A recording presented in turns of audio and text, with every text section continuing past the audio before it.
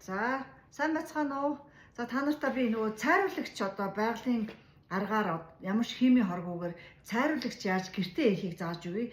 Яагаад тэгэхээр одоо бид нар чинь нөгөө цагаан юмнууд өмсдөг, цагаан бодволк, цагаан алчуурууд маа нэг мэдэхэд өнгө алдсан, цагаан өнгөгүй болсон, айгүй өнгө муутай болсон байдаг шүү дээ, тий. Тэгэл нөгөө би бас мэдгүй байх үедээ дээр үед блич аваад бличи чинь ингээд өнгө оруулдаг гэж утсан чинь маш хурц химийн үнэртэй тэр өнгө оруулахгүй бүр улам ингээд санаандгүйгээр бусд хувцаа ингээд санаандгүй тэр чинь тол бүүсгэр хизээч арилахгүйгээр тийм болж исэн одоо цагаан өнгө бараг оруулдаггүй юм байлээ. Тэр бол надад бол тэр бүтээгдэхүүнээ бүр хизээч битгий хэрэглээрэй гэж зөвлөмөр байна. За түүнээс гадна би Окси гэдэг нэг юмнууд бас хэрэглэдэг байсан. Одоо хим цэвэрлэгээний бизнес ажилладаг байхдаа.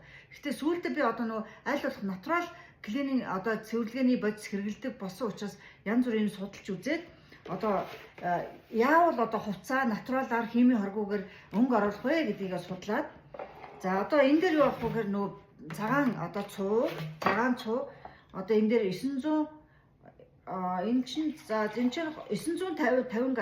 За энэ чинь нэг нь 500 г юм чи энэгээр би 2 хийнэ. За цагаан цуунаасаа 2 хийлээ.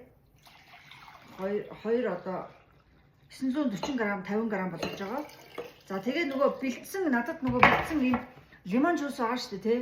Энэ болохоор лимон жуус эндээсээ би үндсэндээ нөгөө 5 ширхэг лимон жуусыг шахсныг бэлдэж хийх байхгүй. Тэгэхээр эндээс 5 жуус гэдэг маань ерөнхийдөө 1 кап болох юм. 1 кап. За ингээд 1 кап боллоо. За энийг хутгаал. За одоо ингээд миний цайруулагч ингээд бэлэн болчихж байгаа байхгүй юу? Ерөөсөө энд юу орсон бэ гэхээр цагаан цуу, лимоны шүүс. За ингээд миний цайруулагч бэлэн болсон. За энийгээ би ингээд хэрэглэхдээ нэг юм тал аяг гэж байгаа. Тал аяг гэхээр одоо тал аяг чинь 230 г орчим байгаа. Энэ ийм юмараа хутгаад ч юм уу хийгээд ч юм уу тэгэл угаалга руугаа угаалгынхаа нунхийнхаа хажуугаар нэмэлтээр хийгээд байж болно.